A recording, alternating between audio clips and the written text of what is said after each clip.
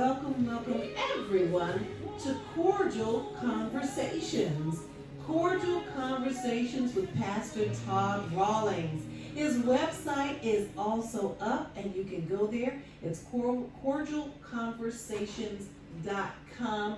Welcome back, sir. How are you? I'm doing well. How are you? I am awesome and I am so ready to get into your book. But before we do that, I have some questions for you.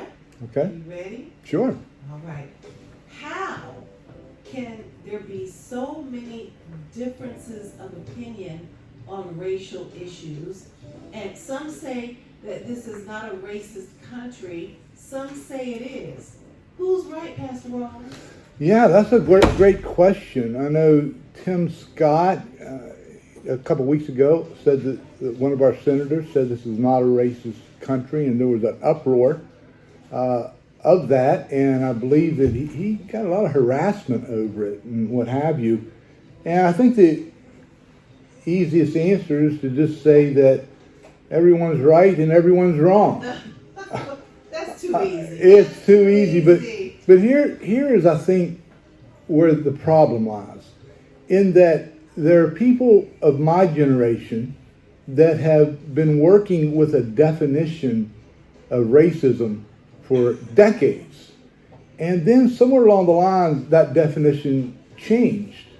And so you have two groups having this debate, having these arguments, and they are each working with a different definition of what racism is. For decades and decades, the standard definition was a belief that race is a fundamental determinant of human traits and capacities, and that racial differences produce an inherent superiority of a particular race. So what that meant was that someone felt that their race was superior to another race. And so that's what we worked with. And in doing that, it becomes a much different conversation, because you can actually not like another race, but that doesn't mean that you think yours is better than theirs. And so we're working with that, and then others are saying, no, this is racism, but they are defining it different. And there was even people that lobbied Webster's to add, after all these decades, to add another definition of racism. So then the question is, when you say, is this a racist country, or are you a racist? This depends on which definition you're working with. I know a site on Facebook that I followed a little bit, and it was interesting because the person said, why won't everyone just admit that they're racist? Because we all are.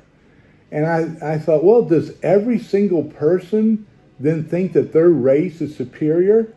Now that is correct in some places where you've had white supremacy, where you had the KKK, where you had and groups from each race, that they felt our race is superior to yours. And some even wanted to just do away with the other race. But now it seems like anything at all is racist. I made a mistake, and so folks can correct me for this. My son did, but I answered an ad or something I was wanting to buy. And this young lady had a name that would lend her to be Hispanic. And she sent me a response, and it was barely legible. I asked her something else, and it was barely legible. So I asked her in Spanish, and she became furious. And she said, you are what's wrong with this country. You are a racist of the worst kind. You are whatever. Why? Why did she? Because of her name, she said, I assumed that she could speak Spanish. Oh, but she wasn't legible the first two times. She wasn't. And so within her definition of racism, I'm a racist. And in no way did I think that she was inferior to me in any way. And so So we're working with two different definitions for one That to me thing. sounded like communication, just, you know, Well- a little rift in communication. I think that is an underlying problem as well, as far as communication, you know, how we communicate with each other. But if you just tuned in, this is Cordial Conversations with Pastor Todd Rawlings. And let me just give a little background on the pastor. He is a loving husband, a wonderful father, former professor at Regent University, and published author. And we're going to get into one of his books in just a few minutes. Pastor Rawlings has been a popular speaker and teacher for 40 years. He has traveled throughout America and other parts of the world, teaching in China, India, throughout Europe, and Israel. So Cordial Conversations will dive right into Killing Me Softly, an agenda, let me read it right, America's hidden agenda for the Black community. And we're going to get into chapters 2 and 3 in just a few minutes. But also he holds an undergraduate degree in both theology and education, holds a master's degree in business and theology, was a professor of theology at Regent University for 9 years. He's been married to his lovely wife for over 26 years and has 4 children. Alexis, shout out to Alexis, 23, Ricky, 22, Brett, 21, and Logan, 19. And his other books, Dealing with the Pain in Our Lives and 10 Minutes More, can be found on Amazon. So I'm going to ask you like a 5-year-old would. Okay. What is race? I thought race was when someone's running against someone and trying to get to a finish line before that person. Why is it termed race? Well, and actually that's the other part of, in response to the question you asked earlier, because the other thing that we have redefined is what a race is. And so there are 3 accepted races in the world, and possibly a 4th, but that has been Asian, Caucasian, and Black. And so there's those 3 races of people. And some would add that Aborigines in Australia, but there would be those 3 races. And so then with those groups identified as a race, then one group would say we are superior because we're Caucasian. We're superior because we're Asian, or we're superior because we're Black. And then that would define racism. Now, that's the other thing that's confused the conversation now in our country, because people are expanding that. So now it's not Caucasian, Black, Asian, it's are you brown skin? Are you black skin? Are you yellow skin? And that confuses the conversation as well, because now you have people going, oh, my skin's darker than yours, and you made this comment about me, so you're a racist. And it's not true. And you will see as we get into the book, I think one of the tragedies in doing that is that individuals then have put, say, brown people, Hispanics, in with Black people. And then they are saying, you all are racist. But bottom line, they're the same race as me. And then claiming that, that others are racist. So our definitions are way off. And we're just throwing those words out. So, again, it could be a situation where if you are Asian and there were some Caucasian, white people that did something to you when you were younger, you may despise them. That still doesn't make you racist. It makes you racist if you feel like, well, we're superior to them.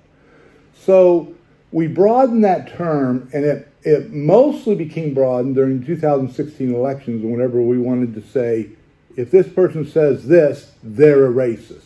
Well, that just isn't true. So the question would be, which race are you in? One of those 3. Do you think yourself superior because of that race, or do you think yourself inferior? And that's the true definition of racism. But we just had this broad definition now that it's anything at all. Someone says, I don't like that kind of music. Oh, you're racist. So that, I think, has damaged our country a lot, and I think it has been detrimental, especially, seems like this always happens, but to the Black community. They've suffered because of that. And those are the type of things even in the book and here that I hope we can expose and to see, no, step back. This means something different.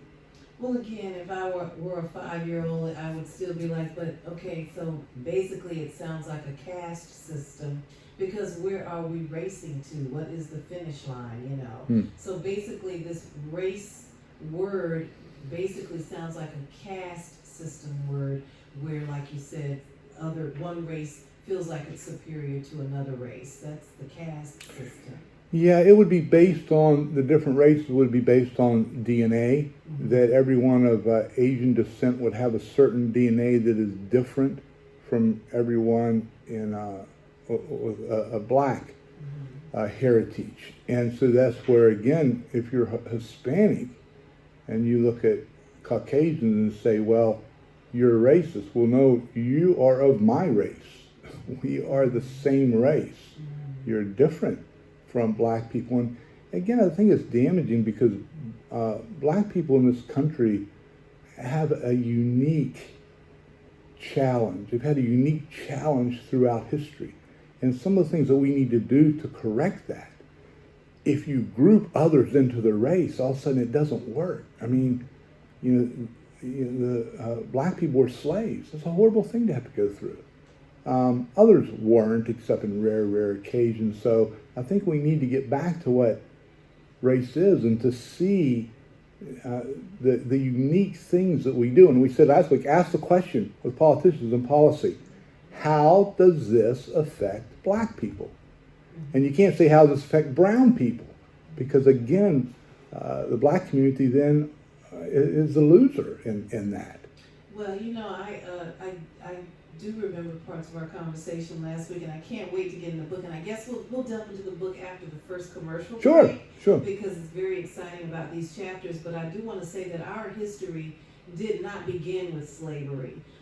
Maybe just in this country it might have, but our history did not begin with slavery. Our history goes way back before slavery. So I believe that the education system has partially failed us, and I'll tell you why. I don't know that we do the exchange student system where we exchange Americans go to other countries. I know a lot of exchange students come here from different countries and they learn from our education system. And I could be wrong. I just have not heard of us going to their countries like they come over here. And then I don't understand why we don't make language a mandatory class where it's just an elective, where you can elect to take another language. But, I've asked people in the past, what do you think the #1 language spoken on this planet is? And the majority of them say either English or Spanish, when in fact it's Mandarin. And why would it be Mandarin? Because they are the majority of the people on the planet. Absolutely. Chinese, Mandarin Chinese, and then second is India. So why is our education system not making it mandatory for our children to learn either Mandarin or Indian or Spanish because they're next door? We're going to get into the book as far as the border, Mexico, and all that thing. Our education system, I feel, has failed us. Well, you're absolutely right. And other nations do that. Now, mostly they have to adopt English, unfortunately. But when I went to China, it was an amazing experience because I was excited for the first time. I'm thinking, I'm going to get to see what it's like to go into a culture where people don't understand me, where they're different. And, I was excited. And now I can relate to these other folks. The problem is I went to Beijing first.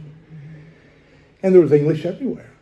I went over went into a mall, and who did I see as I stepped in? First thing, Michael Jordan, and they're selling tennis shoes. I went to a little cafe that evening, and the menu had it in Mandarin and had it in English. And university students, they were so fun because they walk down the street, they just come running to you because they want to practice their English because they're all required to do that. And you're right, we are the only ones, and that is probably one of those things as Americans, not as a certain race, where we're arrogant towards the rest of the world. Very arrogant. I know when I was in the military and I went to Germany, they wanted to get to know us, why we dress the way we dress, why we eat the foods, why we practice the religion that we practice. They wanted to get to know us because we were different. Well, that's absolutely right. And then when you take into account the things I just said about changing definitions arbitrarily, well, then if you're one of the problems that people have coming here with our language is that they come here speaking it correctly. And we are here, we don't speak it correctly. Even if it's something along the lines of saying, I don't know. So what is dunno? What is that? And if you mean I don't know? And so we have all of those things, and that makes it difficult that they can learn it in school, but they need to come here to get all the slang terms and different. But yeah, we are. I would have to think in the future that's going to somehow change. Well, it has to. But yeah. It's going to, what is the word? It's going to, it's a word, it just slipped my mind. It's going to organically, it's going to organically change. Why? Because look at the children who are being born today, you know. A lot of mixed race children are coming out and they just, you know. Sure.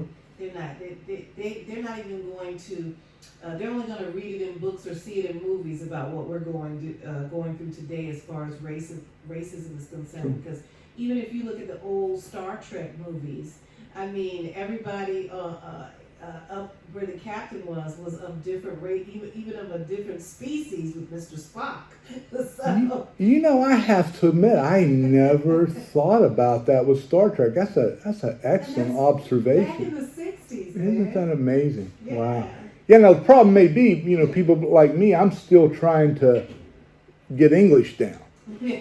So I'm not sure how difficult it would be for me to learn Mandarin at this point. And it is different in that, you know, I know people would say that to learn another language, you really have to go into that culture and speak it and whatever. Yeah. And so the problem with doing that here is that you can learn Spanish or Mandarin, but nobody's here to speak it to you. Right, You know? So exactly. that is a challenge. But yeah, I think that's one of the things that's going to have to change. Yeah, and you were inside Cordial Conversations, a wonderful conversation with Pastor Todd Rawlings right here on Praise 104.9. And we are streaming at praise1049.com if you would like to stream online. If you've got to leave your radio, just take your phone with you and go to praise1049.com because this is about to get really, really good. And also, his website is cordialconversations.com. And he is inviting you, especially the elderly. He would love to hear from you if you'd like to call in at 757-454-1650. We'd love to hear some of your experiences and possibly even go into the classrooms and tell the millennials what your experiences have been as far as a divided nation. How can there be so many differences of opinion on racial issues? Some say that it's not a racist country, some say it is. Who's right? So, Pastor Rawls, before we get in the book, we do have a phone call. Do you want to take it now? Sure. All right. As long as it's cordial. As long as it's cordial. Thank you so much for calling Cordial Conversations with Pastor Rawlings. You're live on the air. Go ahead. I'm 74 years old. And once you said that, as you said that black people just coming was slaves, was not slaves. But my opinion is that our law gives the white race the opportunity to lie, steal, and put the black man in jail. That's what probably this country sometimes is like America. Black America. So We don't have to stand there. I have one client.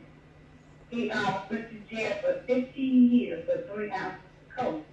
The little white boy he went to jail for just 25 days and had community service. That's what's wrong with our country. It's not about people don't understand, white men don't understand. We all understand that black people do not have opportunity that a white American do. Well, yes, I appreciate your phone call because you said it's the laws. So you're saying the laws need to be changed, right? Yes, Yes, And- and all needs to be changed. I look at the structure work. I see a lot of unchecked for Black Americans since I was young. They were send them to prison for 15 years, and the white boy officer. They have made by the fact, give him a sandwich, get a coat. And then they come, that's what happened when they joined the line. The little boy killed 2 people. They took them to Burger King. Yeah. Now, would they have boys that have taken a black boy to Burger King or walking down the street with a wife or wrong as he did? They were shot him first. So our laws need to be equal for everyone, not just one terrorist. Well, we certainly appreciate your phone call, and I certainly do agree with you. Thank you so much for listening and taking the time out to call in. Thank you. Yeah, I'm sorry, I didn't. Wait, hold on. Pastor Rawlings wants to say Yeah, something. I'm sorry I didn't catch everything that was said, but if I understood the young lady, she said that laws need to be changed to make it equal for everyone. Well, then she will love the book, because that's exactly what Killing Me Softly is about. It exposes all the laws that have been passed for decades and decades. And again, we just want the question asked before it's passed and when it's talked about, how does this affect the black community?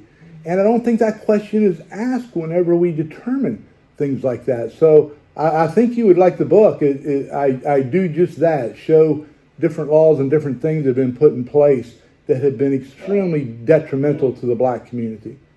That's right. Yes, ma'am. Education as well. Yes. And the book can be purchased on Amazon.com. It's called Killing Me Softly, America's Hidden Agenda for the Black Community by Pastor Todd Rawlings. I think it would make a great Father's Day gift for someone, maybe, you know? Yes, I would love to have that. Yes, I will. And write it down when she was talking earlier. Awesome. That's what you need to call in, because I'm sure it goes to my library.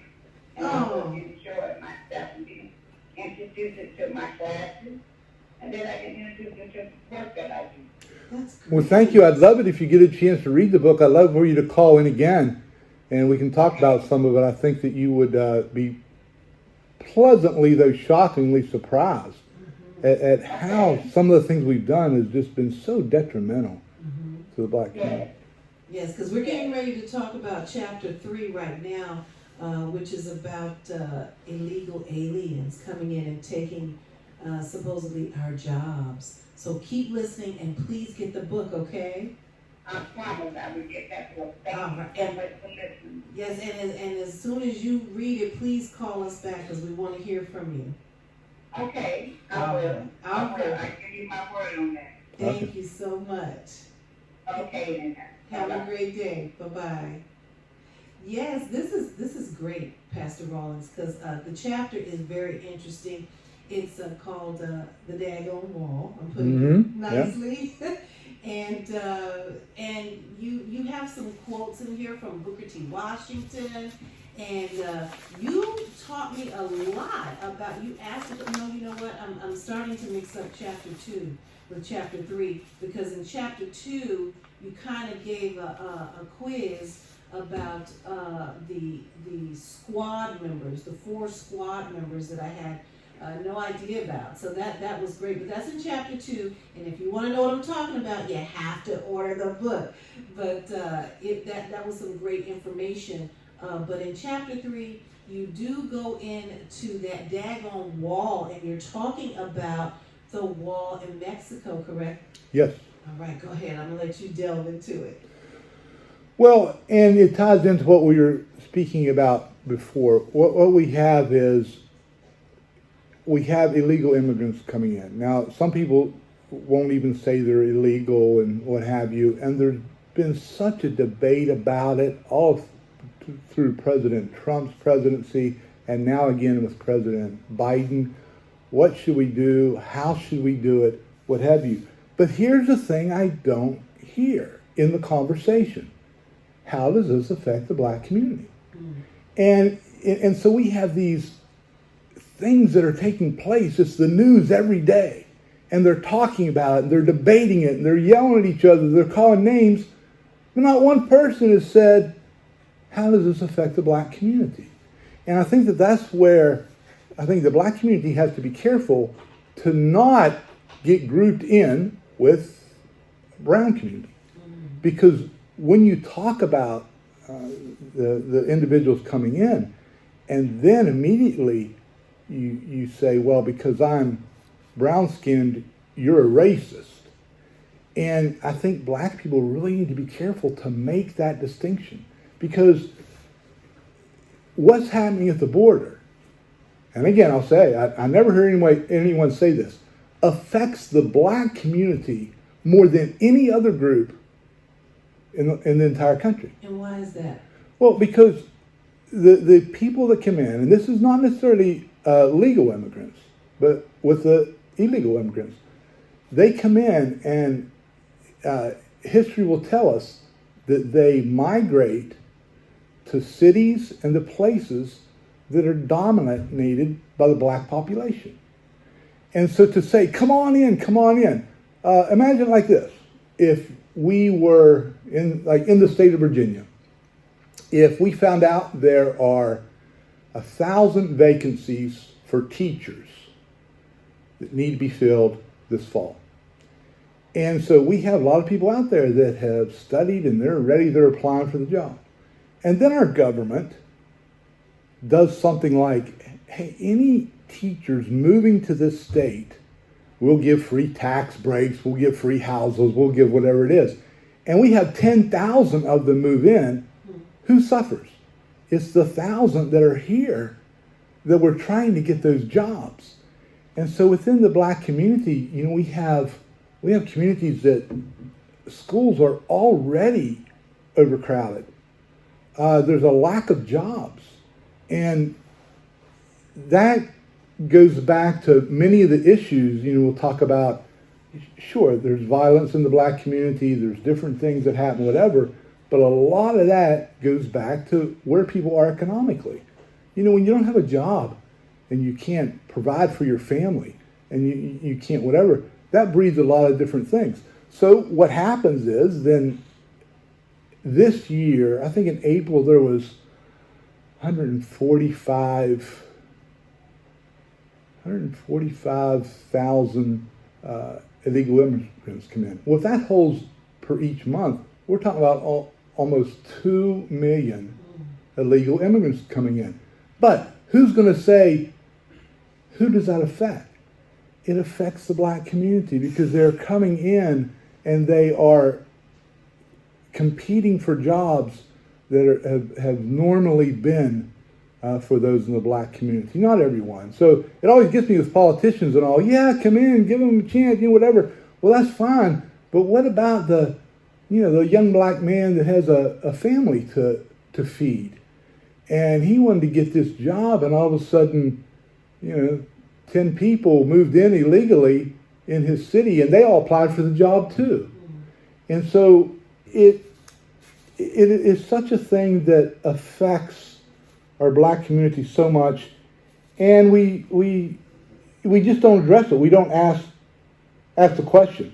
In that chapter, you also taught me about how the women who are pregnant come over, the illegal immigrants, and they will have their children in the hospital, and this country will accept their child as being a citizen with all of the pomp and circumstance and everything that they can get, that this country would have to offer, and that would also indirectly affect children whose parents have already been here. Absolutely, yeah, absolutely. You talk about that in the chapter. Yeah, if you just had your son or daughter born, and you got high hopes for them, and yet even the school that they're going to, all of a sudden the classroom is twice the size by the time they get six years old. Now, I'm not talking about people that go through the process and legal immigration, whatever, but I'm talking about allowing people to break the law and basically putting the thumb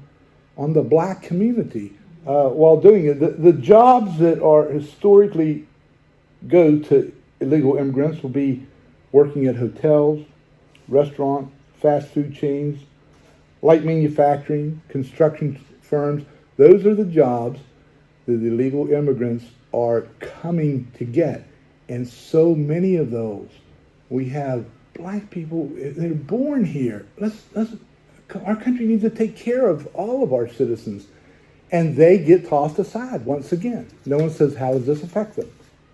So my question is, how are they able to get these jobs? I mean, does the employer not check, do a background check? How are they able to get the social security numbers if they haven't gone through the proper documentation or the way you're supposed to get it? How is that happening?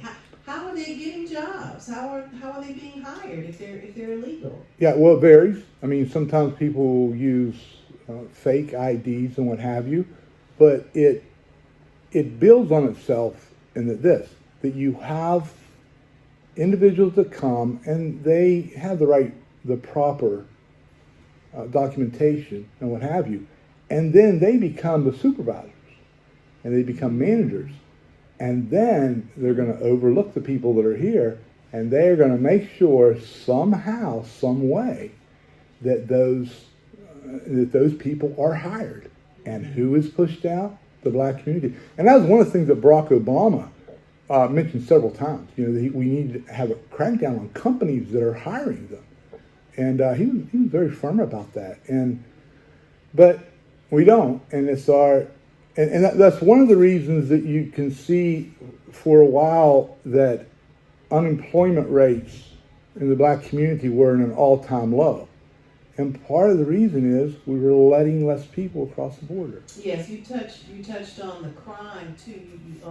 In chapter 3, why are black people considered more criminals? And you said it's because the joblessness of these people coming in and taking the job. You know, we have to give them the opportunity. I mean, they are here now. I am not against people coming from other countries and making a life here. I mean, praise God for them. They're tremendous. But we still have to ask that question.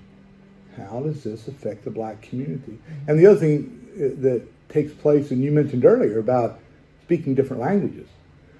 Well, when you go to places like Florida and whatever, Texas. it is very rewarding to be able to speak Spanish and English. Mm-hmm. And so if a black person here cannot speak Spanish, they are immediately pushed aside from that job. Mm-hmm. And statistics will show in those communities, in those states, that you have seen employment among blacks continue to go down as those among illegal immigrants continue to move up.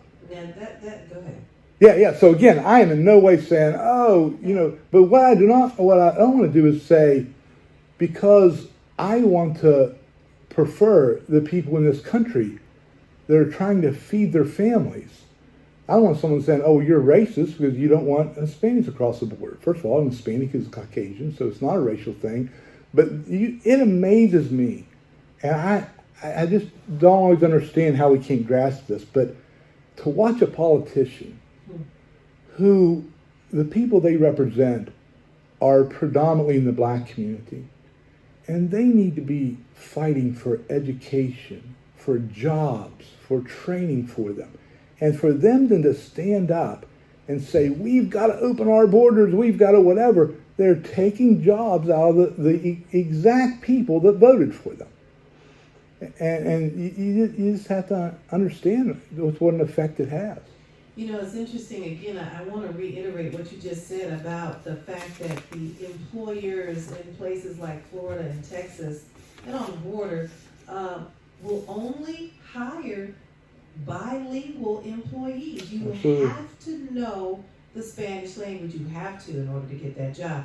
And so that is why I don't understand why the education system has not made it a requirement, not an elective, but mandatory, for you to at least learn how to, if you don't want to read and write the Spanish, you've got to be able to speak it and understand it when it's being spoken to you. You know, actually, I have to tell you, I'm learning a lot from you today, because I'm sitting here thinking, at the end of the book, we'll give some things that, we think will help. But that would be a tremendous thing, especially in our inner cities, to be able to have people bilingual. It would really help within the job market. So that would be excellent. I mean, I know when I was in school, it was an elective. You know, and as soon as it got challenging, I dropped it because it got hard. But no, I should have stayed with it, you know, because, you know, they don't even teach you in the history classes. Look, these people are right next door to us. They're in here with us. You need to learn how to be able to understand them when they're talking to you. Well, because that divide in language, then when the predominantly illegal immigrants grow into our cities. I could list the cities, but you'll have the five or 10 that they mostly go to. But then when you move them in and they're speaking Spanish, and the people in their cities are speaking English, that alone causes a divide. And some of the gang activities that are taking place and all, you know, grow up because of that. And so, yeah, it's those little things. Just ask the question, how does this affect the black community? And again, I know that neither you or we are speaking in a racist way where we don't want other cultures here. We are just trying to come up with solutions on how we can better benefit our community, people of color. Sure. That is what your book is about, expressly about. Yeah. You know, because I see Asians with their hair and wig shops and manicure and pedicure shops and restaurants. You know, we love some of their string beans and sushi. Yeah. You know, and then I see the Indians and the Arabs with their gas stations and hotels. And these people are right here. And again, I am really being hard on the education system. How in the world are we allowing these people to come here, which not allow, but we're glad they're here, but we don't know how to communicate with them. The education system should be teaching our children in elementary school how to communicate their language. Oh, you're going to love it when we get to the back of the book. When we talk about the education system and all, and I agree, that needs to be where it starts, because we need those opportunities to provide jobs. But let me just read a couple of quotes. I think what has happened in the past several years is there's been this divide on what happens at our border. And I know it's not a simple thing. Right now it is Cordial Conversations with Pastor Todd Rawlings. And Pastor Rawlings, since that Willie Moore Jr. is coming up in about 10 minutes, I want you to be able to get out everything you want the listeners to know today about the book and those quotes that you were going to say. Okay, well, great. And there are 3 books. The one, 10 Minutes More, is teaching us how to pray. And I've always said, with your children, the people around you, the 2 greatest gifts you can give them is to know Jesus Christ, but then second, to know how to pray. You're not always going to be there to be able to counsel them and whatever, but if you teach them to pray, they are armed for their lives. And then Killing Me Softly is just mostly about different decisions that have been made by our government, both sides of the aisle. And I don't think anyone ever stopped in the middle of those debates to say, how will this affect the black community? And some of those things have just devastated the black community. So, yeah, it's Killing Me Softly, and you can find that on Amazon.com or on the website, cordialconversations.com. I do want to revisit something from way back, since we're running out of time here. Please do. You had mentioned the history of black people. You know, it's not completely clear, but even within the Bible, you see what a role was played. Most scholars would believe that Moses, the Bible says, married an Ethiopian woman. And so the very, very good chances that she was black. You know, when the Queen of Sheba came to visit Solomon, more than likely she came from Ethiopia, and a lot of the things that they took back with them are claimed to be in Ethiopia right now, and that he entrusted them with. And so, you know, there is a long, long history. I did want to mention, too, as we're talking about the wall and immigration, we do need to be careful. We don't want to put down our leaders, politicians, or whatever, but we do have to be wise about who's saying what and why. Like, all of a sudden, something that helps me to get more votes, now that's where I stand. And if it doesn't, it doesn't. But here on illegal immigration, let me read a few quotes. We simply cannot allow people to pour into the United States undetected, undocumented, unchecked, and circumventing the line of people who are waiting patiently, diligently, and lawfully to become immigrants in this country. That was President Obama who said that. Let's see, we have one. All Americans, not only in the states most heavily affected, but in every place in this country, are rightly disturbed by the large numbers of illegal aliens entering our country. The jobs they hold might otherwise be held by citizens or legal immigrants. The public services they use impose burdens on our taxpayers. That's why our administration has moved aggressively to secure our borders more by hiring a record number of new border guards, by deporting twice as many criminal aliens as ever before, by cracking down on illegal hiring, by barring welfare benefits to illegal aliens. We are a nation of immigrants, but we are also a nation of laws. It is wrong, ultimately self-defeating, for a nation of immigrants to permit the kind of abuse of our immigration laws we have seen in recent years. And we must do more to stop it. And that was Bill Clinton. And so I think both of those presidents, though they did not specifically say within the black community, but they had a burden for the people that are here who are struggling to survive, whose unemployment rates are so high. And they said, no, we can't allow that.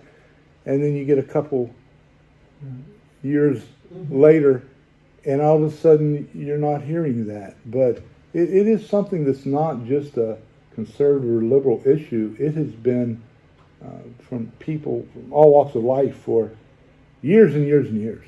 Yes, and like our astute listener who called in so wonderfully put, it is our laws, and some laws definitely need to be changed. We do have to rush out of here, but I want you to give the people your address, your church, the address of your church, and how they can order your books, as well as the ones that we haven't delved into yet, the other 2 books. Yes, we are at New Life Community Church on 129 North Witchduck Road.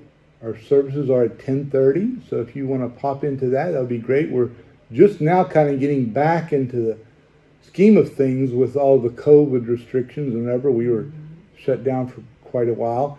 And then again, you can find me and my books on cordialconversations.com. And you can order the books on amazon.com. And especially as we move forward with the show, it would be very helpful for people to have read the book and to call with questions and comments and what have you. And we will talk about any sensitive topic that you want to talk about, as long as we're cordial and we can respect each other. That's